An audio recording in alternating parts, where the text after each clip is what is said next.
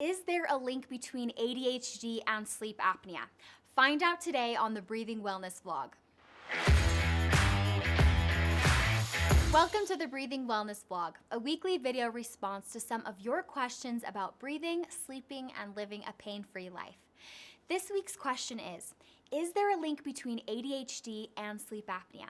Well, in a recent study, about 50% of parents with children who had ADHD said their child experienced difficulty sleeping.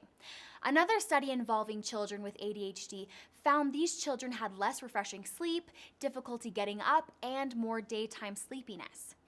Take a look at this article that found an incredible 70% of children had been misdiagnosed with ADHD when they actually had a treatable sleeping disorder.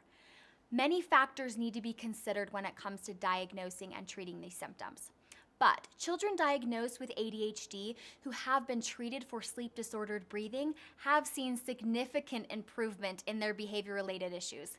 And in many cases, this treatment has completely eliminated their ADHD symptoms. So, if your child has ADHD and is having trouble sleeping, trouble breathing, or experiences daytime drowsiness, click the link below to schedule a free evaluation with our sleep specialists to see how we can help them breathe better, sleep better, and live better.